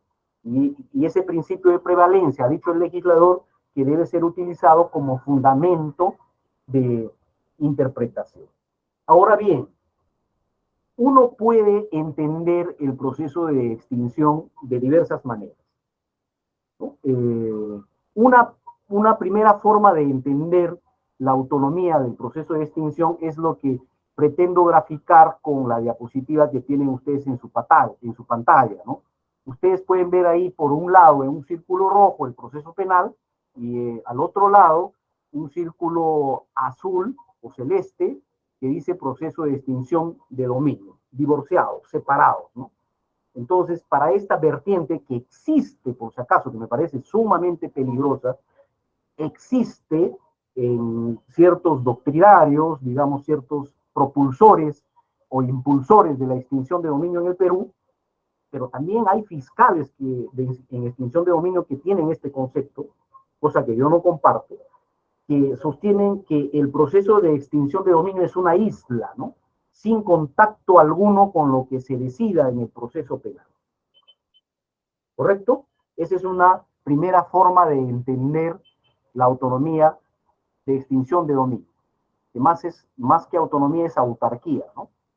Por otro lado, hay una forma de entender también esta autonomía en el siguiente sentido. El proceso de extinción de dominio depende absolutamente de lo que se decida en el proceso penal, ¿no? Que solo se aplicará la extinción de dominio si es que el decomiso no puede ser declarado en el proceso penal, ¿no? Esa es otra posición extrema, ¿no? O sea, depender absolutamente de lo que se decida en el proceso penal. Yo creo que esta postura tampoco es correcta porque es el otro extremo de esta primera. ¿De acuerdo? Y finalmente tenemos una postura que es la que yo comparto, que más o menos se define de este modo, ¿no? Ustedes tienen ahí dos círculos con un área de intersección entre el proceso penal y el proceso de extinción de dominio, ¿no? Lo que nosotros sostenemos es que el proceso de extinción de dominio de ninguna manera es una isla, no puede ser una isla, porque está dentro de un ordenamiento jurídico que debe interpretarse armónicamente y que tiene, como vemos acá en el gráfico, zonas de intersección con el proceso penal. ¿Qué quiero decir con esto? Que en algunos casos lo que se decida en el proceso penal ha de tener incidencia en el de extinción de dominio, ¿no? Pongo un ejemplo. Si es que en el proceso penal se establece, por ejemplo, con autoridad de cosa juzgada, que un bien tiene origen lícito, entonces ya no se puede someter ese mismo bien al proceso de extinción de dominio para discutir, para volver a discutir si es lícito o es ilícito, ¿no? Porque ya hay una determinación, hay un pronunciamiento dentro del proceso penal con autoridad de cosa juzgada que determina que es lícito, tiene un origen lícito, ¿no? Ya nada que discutir en el proceso de extinción de dominio, nos guste o no nos guste, ¿no? Por eso se llama seguridad jurídica y respeto al principio de la cosa juzgada, ¿no? Igual sucederá si es que se decide con autoridad de cosa juzgada que el bien tiene un origen, en el proceso penal digo, ¿no? Que el bien tiene un origen ilícito. Entonces allí se facilita el trabajo en el proceso de extinción de dominio porque con arreglo a lo que se establece en la doctrina procesal y está recogido en un artículo del Código Procesal Penal, pues ya no habrá necesidad de probar la ilicitud así declarada con autoridad de cosa juzgada en el proceso penal, digamos, eventualmente en un futuro proceso de extinción de dominio, ¿no? Bastará con que presente mi sentencia, ¿verdad?, del proceso penal que establece con autoridad de cosa juzgada que ese bien tiene un origen ilícito. Por tanto, es muy importante, cualquiera que sea la visión, que entendamos que el proceso penal, de todas maneras, lo que se decida en algunos casos, tiene incidencia, debe tener incidencia en el proceso de extinción de dominio. Es mi opinión, ¿no? Digamos, esa es la perspectiva que tenemos, es la posición del despacho fiscal al que pertenezco. También ha sido recogida esta visión en algunas sentencias de la Sala de Extinción de Dominio de Lima, ¿no? No sé si el cambio de integrantes pueda cambiar la postura, ¿no? Pero en todo caso, en la conformación anterior, la visión del colegiado era esta, la que acabo de definir. Entonces, para resumir, autonomía del proceso de extinción de dominio en ningún caso puede significar autarquía. Nosotros no podemos ser una isla. Ahora bien,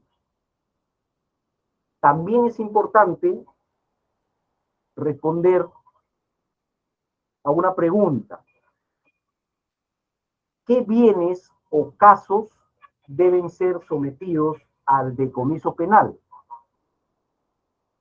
¿Y qué bienes o casos deben ser sometidos al proceso de extinción de dominio? ¿No? Es decir, ¿por qué digo esto? ¿Por qué hago esta pregunta? Porque el decomiso penal es una figura que no ha sido derogada. Debe tener, a mi modo de ver, una capacidad de rendimiento dentro del proceso penal.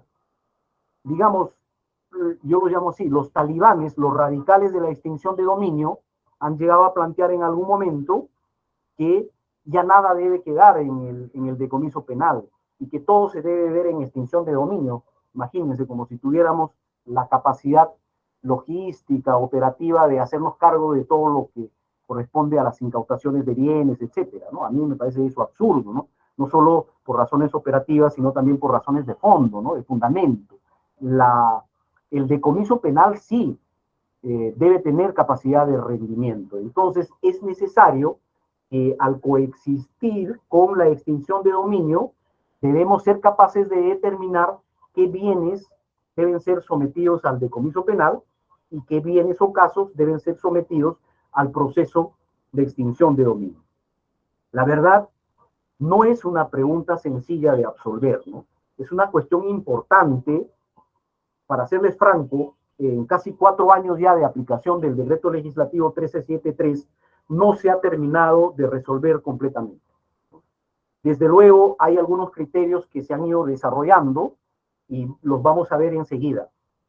Pero, en mi opinión, mucho va a ayudar si es que el Ministerio Público discute y aprueba una directiva o protocolo que permita una coordinación eficiente entre fiscalías penales y fiscalías de extinción de dominio, y establezca criterios válidos e inteligentes para justamente establecer qué bienes deben ser comunicados por los fiscales penales para ser sometidos al proceso de extinción de dominio y qué bienes no. Luego de casi 4 años, bueno, recién se ha formado una comisión aquí en el ámbito de extinción de dominio, recién estamos comenzando a discutir y elaborar una herramienta de este tipo para que en su momento sea puesto a disposición de la Fiscalía de la Nación. Por todo ello, desde ya mi perspectiva personal, práctica, voy a pasar rápidamente a compartir con ustedes algunos casos reales que fueron comunicados por las fiscalías penales o también por algunos juzgados a las fiscalías de extinción de dominio y que en estricto no calificaban para la extinción de dominio, ¿no? Y acaso, desde nuestro punto de vista, debían quedarse en el ámbito del proceso penal, ¿no? Ahí, por ejemplo, el caso 1, ¿no? El caso 1. Este es un caso que provino de una comunicación de una juez penal que determinó dentro de su proceso que ya estaba culminado una sentencia, era un caso por extorsión, o era un grupo de personas que estaban vinculadas con construcción civil y que extorsionaban a empresarios, cobraban dinero a cambio de no accionar delictivamente contra ellos, y finalmente se hacían de un cierto patrimonio. Parte de ese patrimonio era un automóvil que fue incautado en el proceso penal, pero que, como la Fiscalía no introdujo la pretensión de decomiso, el órgano jurisdiccional no pudo definir su situación jurídica, no pudo decomisarlo, y por tanto quedó en el aire, y durante años, desde hace muchos años, fue colocado en un depósito del Poder Judicial que está ubicado en Villa María del Triunfo. Las fotos que ustedes tienen son reales. Tuvimos que hacer una inspección previa para tratar de ubicar el vehículo, porque materialmente ni siquiera la Oficina de Cuerpos del Delito del Poder Judicial sabía exactamente dónde se encontraba, ¿no? Y entonces nosotros acudimos a ese depósito y encontramos lo que ustedes pueden ver en la foto. Es una imagen, la verdad, surrealista, pero es real. Hay vehículos, todos estos sometidos a procesos penales, que están, miren, casi chatarrizados, unos encima de otros, totalmente deteriorados. Y entonces, la primera tarea que había que hacer, una vez que nos comunicaron, fue ubicar el vehículo. Y miren, aquí puedo mostrar un pequeño video. Ok, esta es la situación de los vehículos. Ingresando un poquito más hacia el interior de este almacén. En este momento lo que estamos haciendo es tratando de ubicar el vehículo en materia de la investigación. Muy bien, y lo ubicamos, y es este carro, miren, que está en la diapositiva del medio, debajo del carrito azul, y este es su interior.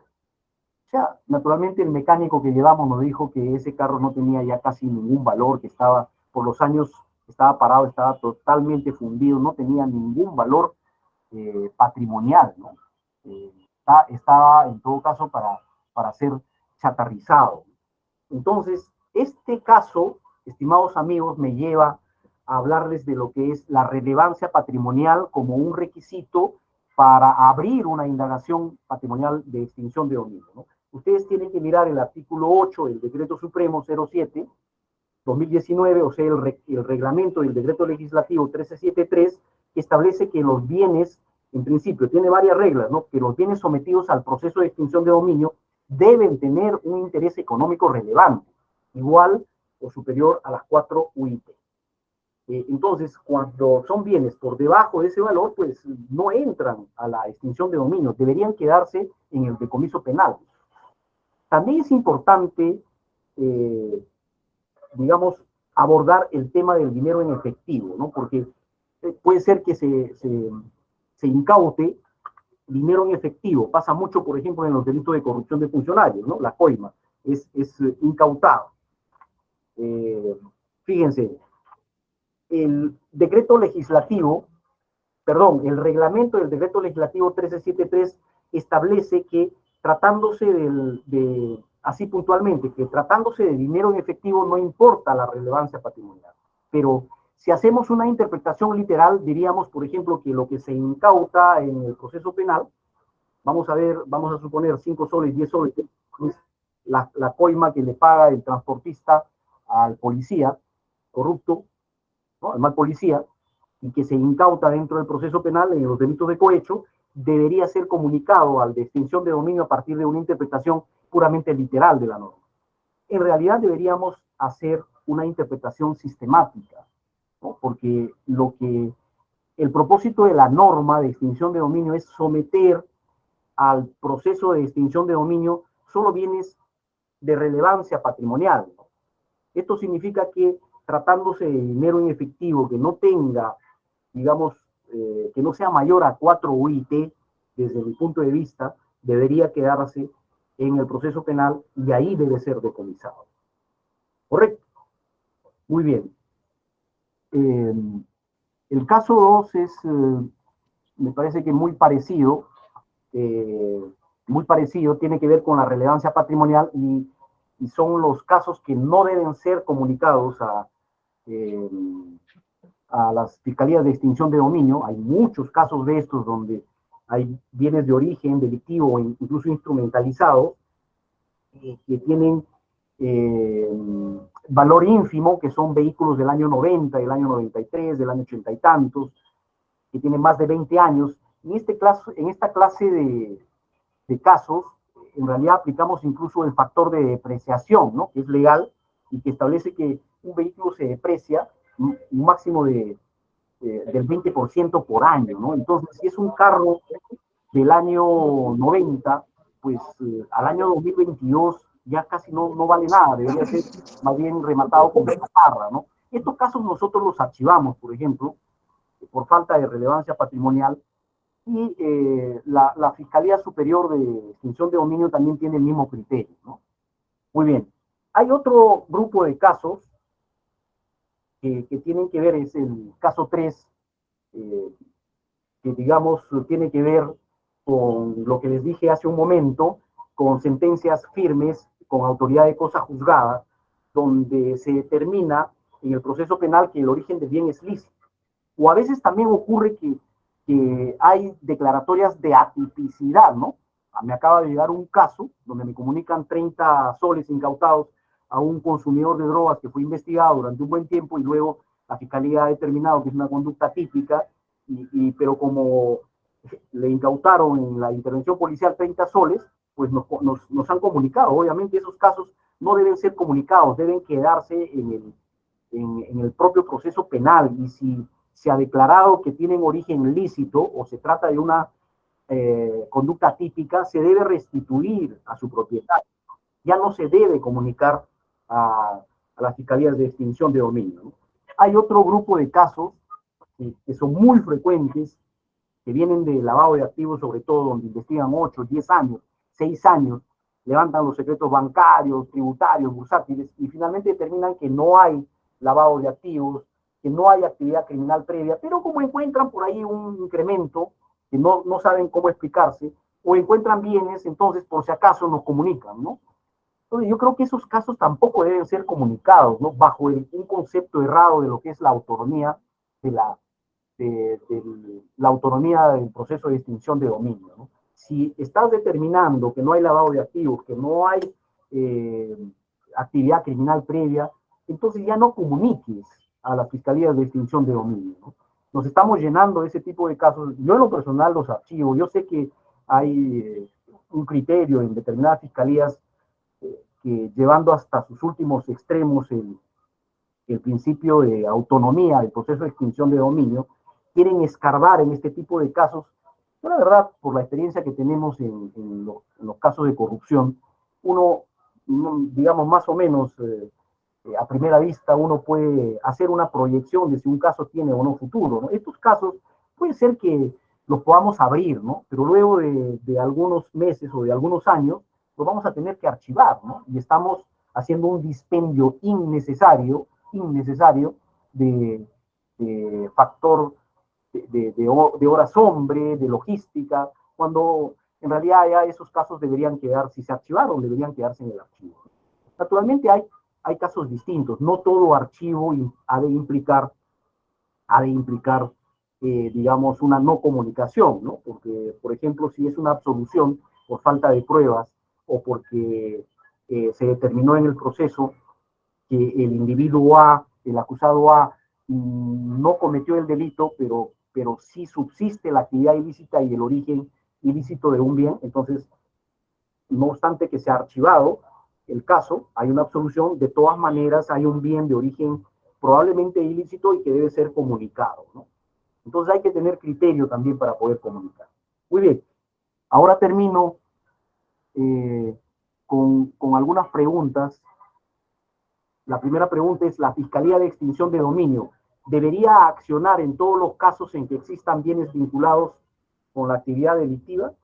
La segunda pregunta es, en los supuestos en los que el fiscal penal ya formuló acusación penal ejercitando la pretensión de decomiso, ¿debería comunicar sobre la existencia de esos bienes a la Fiscalía de Extinción de Dominio?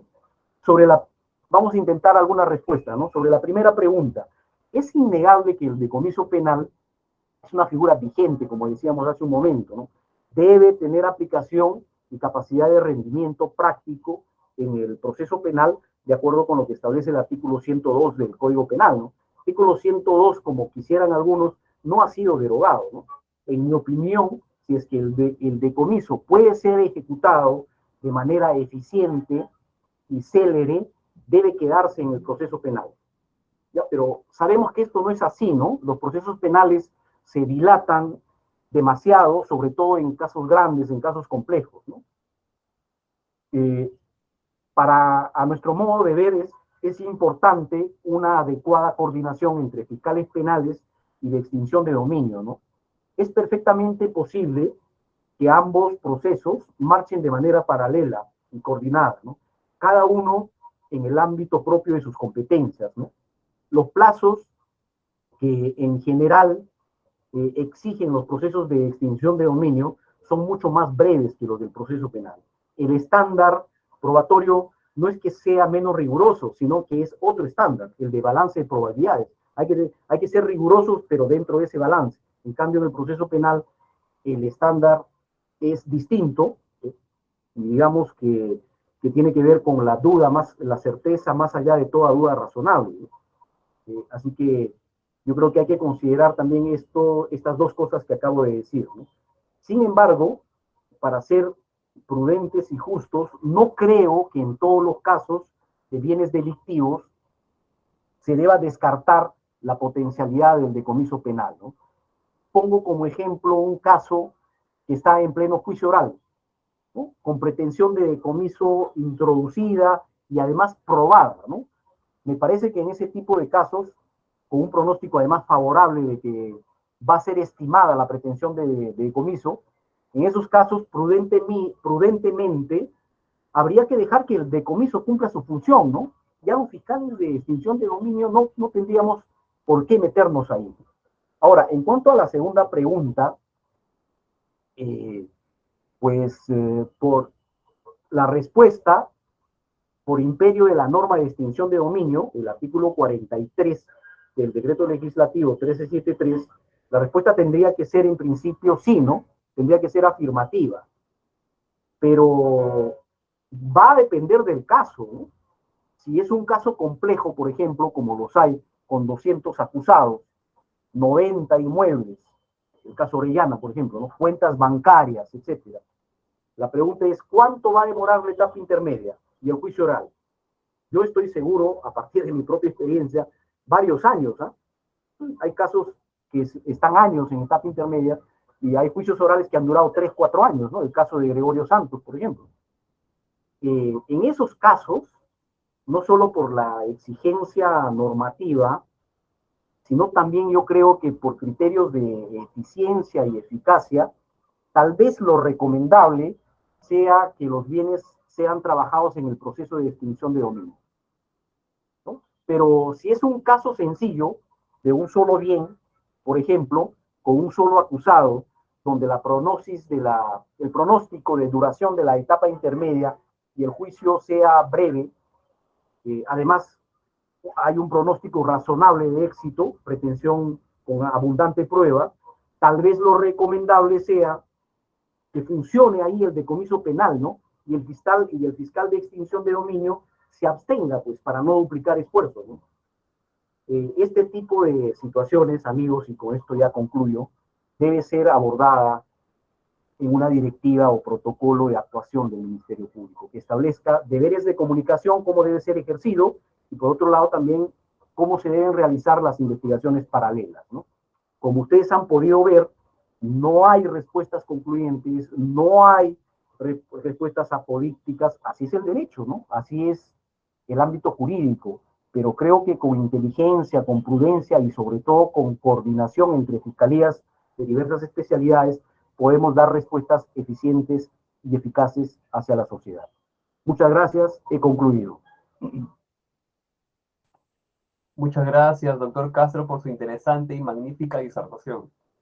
Finalizada la presentación de nuestro ponente, daremos inicio a la ronda de preguntas. Doctor Castro, tenemos algunas consultas que los presentes nos han hecho llegar y por favor nos gustaría que pueda resolverlas. ¿Cómo no? La primera consulta lo realiza el doctor Alberto Farfán Toca y se lee así. ¿Qué se debería entender por debida diligencia en la administración de los bienes propios respecto del tercero, que no intervino ni conocía de la instrumentalización de sus bienes para fines ilícitos? Claro. Yo creo que también ahí no hay reglas, ¿no? Más allá de lo que dice el artículo 60 y tantos del reglamento, del decreto legislativo, es el artículo 66 del reglamento del decreto legislativo 1373, ¿no? La norma de extinción de dominio. Yo creo que se debe ver caso por caso, ¿no? Es decir, la debida diligencia o la prudencia y diligencia, como lo llamamos nosotros, en el caso A lo mejor es diferente al del caso B, ¿no? Depende. Hay casos de leasing, por ejemplo, donde se discute la prudencia y diligencia del banco, ¿no? Del banco. Entonces ahí la óptica tiene que ser diferente respecto de la prudencia y diligencia de un propietario que alquila un bien de manera particular para que sea utilizado en el transporte de mercancías o en el transporte de pasajeros, pero que luego, por acciones de terceros, es instrumentalizado en la comisión de un delito. Entonces, caso por caso. Ahora, el artículo 66 del reglamento, del decreto legislativo 1373, establece en principio algunas reglas, ¿no? En el 66, por ejemplo, se define qué cosa es tercero de buena fe. Es aquella persona natural o jurídica que no solo acredita haber obrado con lealtad y probidad, conceptos normativos, ¿no?, que hay que definir, sino que también ha desarrollado un comportamiento diligente y prudente, debiendo reunir los siguientes requisitos, ¿no? Y ahí se establecen una serie de preceptos, ¿no? Por ejemplo, la apariencia del derecho debe ser tal que todas las personas al inspeccionarlo incurrieran en el mismo error. Ahí hay algunas reglas, ¿no? Yo creo que eso puede servir, por ejemplo, en el caso de los compradores de bienes registrados, y eso también ha sido ya materia de pronunciamiento por algunos juzgados y salas en extinción de dominio.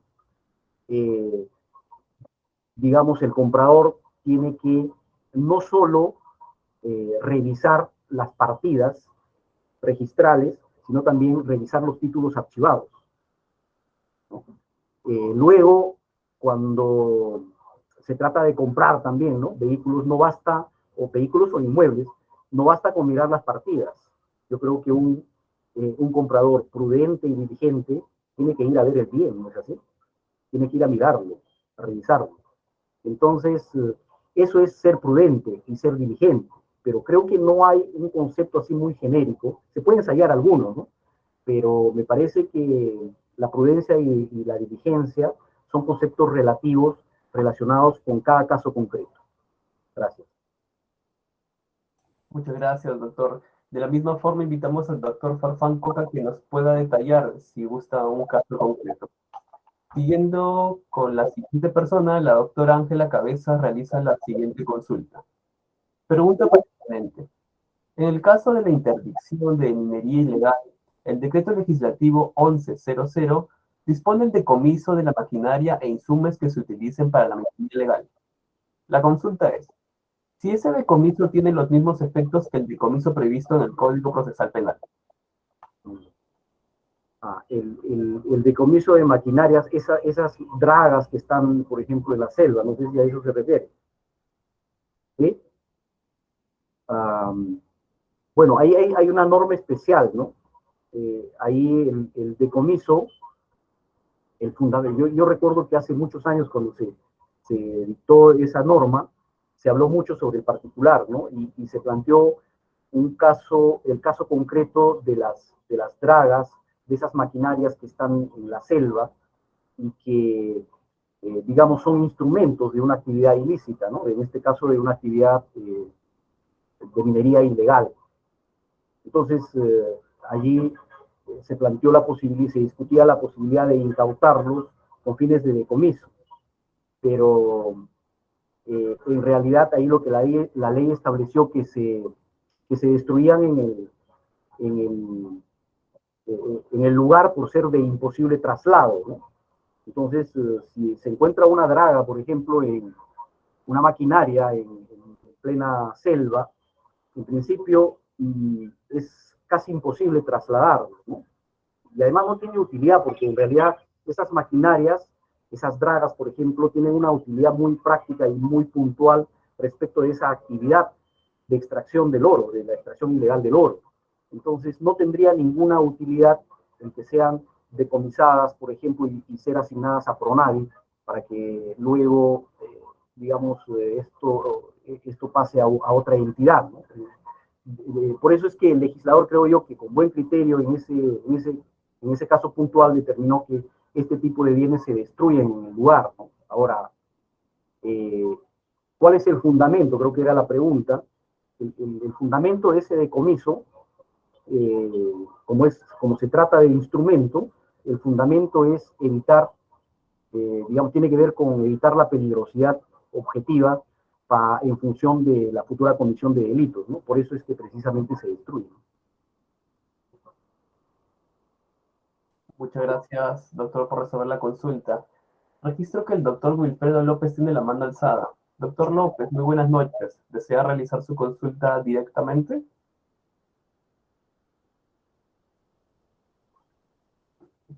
Ok, pasamos al siguiente persona que tiene su mano levantada y es el doctor Michael Rodríguez. Doctor Rodríguez, muy buenas noches. ¿Desea realizar su consulta oralmente? Buenas noches con todos. Buenas noches, doctor Hamilton. Felicitarlo por su brillante exposición. Mi consulta es en base a un caso que he tenido sobre un caso de un delito de hurto agravado.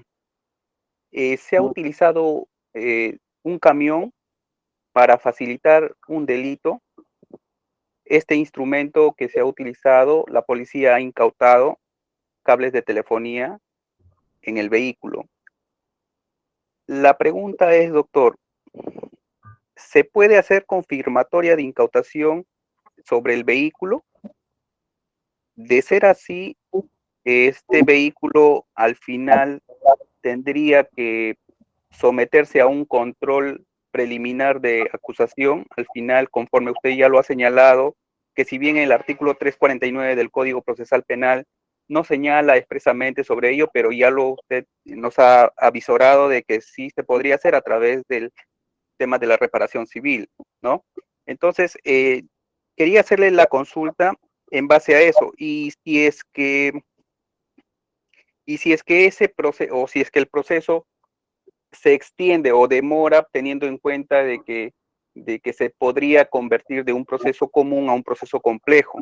¿Qué pasaría con este vehículo? ¿Mantendría su custodia sobre ya si es que se declara ya como un bien incautado? Claro. Teniendo en cuenta más aún que que mayormente las fiscalías no tienen un espacio donde colocar estos vehículos, y en su mayoría estos vehículos permanecen, sea dentro o fuera de la comisaría. Entonces, esa es la pregunta, doctor. Muchas gracias. Ya. Por nada, doctor Michael. Mire, creo que hay varias cosas ahí que hay que precisar. Entiendo yo que en el ejemplo, en el caso que usted tiene en su oficina, lo que se ha producido es un hurto de cables, ¿no es así? Y que los delincuentes han usado para el transporte y para cometer la actividad delictiva el vehículo, ¿no es así? Por lo tanto, estaríamos frente a lo que se llama un instrumento del delito, ¿no?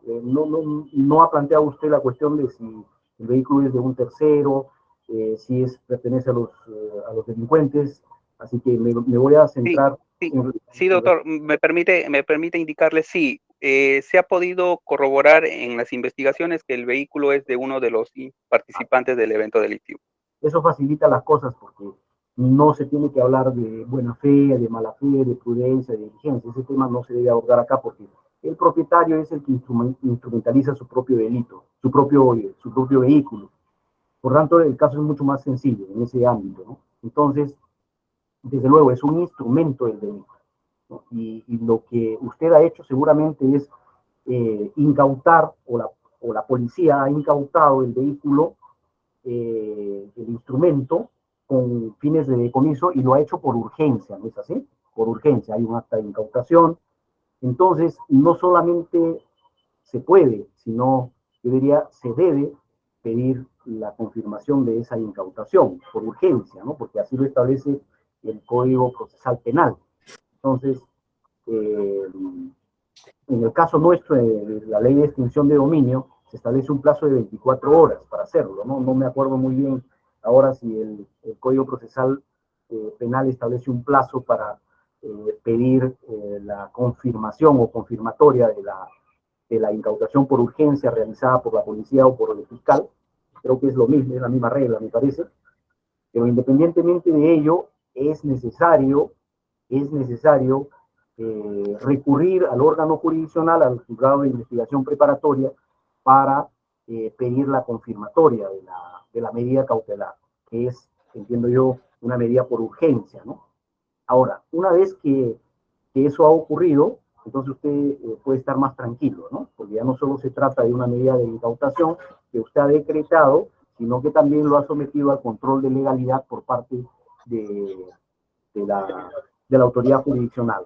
Ahora bien, luego, en el proceso, como es un instrumento en el proceso penal, naturalmente usted lo que tendría que hacer es plantear su pretensión de decomiso en la acusación, ¿no? Así como hemos, abordado el asunto con 4 ítems, ¿no? Es decir, identificación del bien, fundamento, en este caso es un instrumento, luego los elementos de convicción, las actas, de intervención, las declaraciones, y finalmente la prueba que usted va a actuar para acreditar esa pretensión de decomiso, ¿eh? ¿Ya? Entonces, ahí supongo yo que usted va a aportar las actas, los documentos, de repente va a llevar la declaración del policía que incautó el vehículo, que hizo la intervención, ¿verdad? Entonces, eso se tiene que hacer en la acusación, ¿no? ¿Cuánto va a demorar eso? Pues no lo sé, porque la verdad, no sé si su caso es complejo o sencillo. Bueno, hay unos plazos ahí, si es un caso complejo o no complejo, ya usted conoce cuáles son los plazos, pero lo que yo le puedo decir es que haga esas dos cosas, que plantee su confirmación de medida cautelar por urgencia, y en segundo lugar, que introduzca la pretensión de decomiso en la forma como hemos desarrollado el día de hoy, ¿no? que no se olvide de ofrecer pruebas, sobre todo. Y bueno, no sé qué otra, no sé si me olvido de alguna parte. Ah, bueno, hay un problema operativo, es cierto, ¿no? Mire, hay un problema operativo que tiene que ver quién se hace cargo de esos bienes.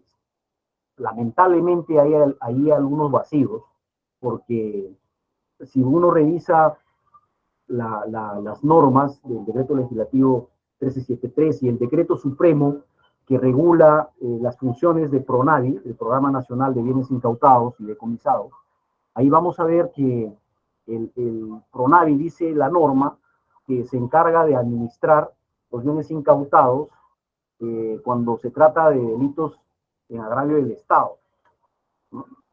Pero ahí hay un vacío.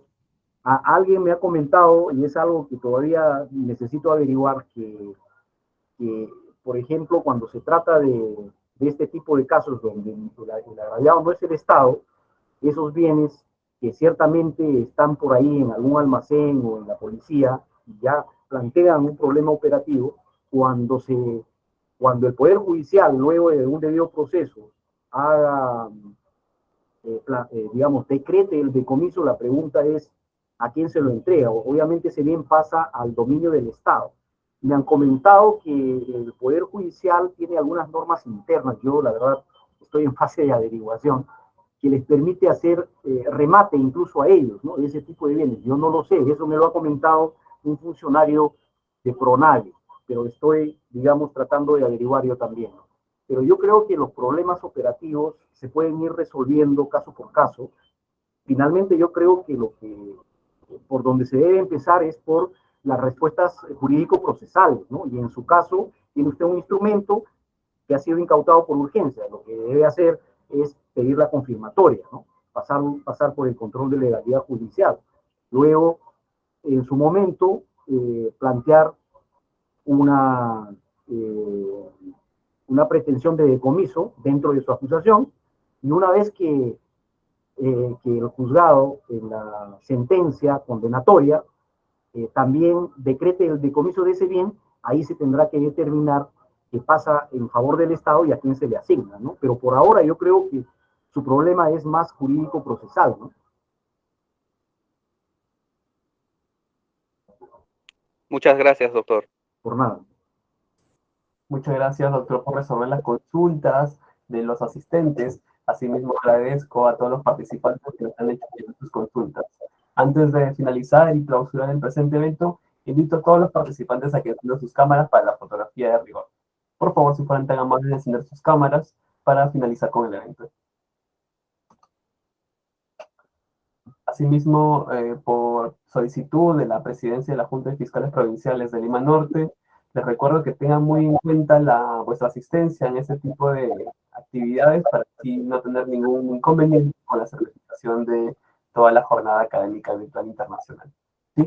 Les acabo de pasar el número del doctor Marco Granados al chat de la sala, si en caso quisieran verificar la misma, y por favor sigan las indicaciones que el doctor les vaya a indicar, por favor. ¿Sí?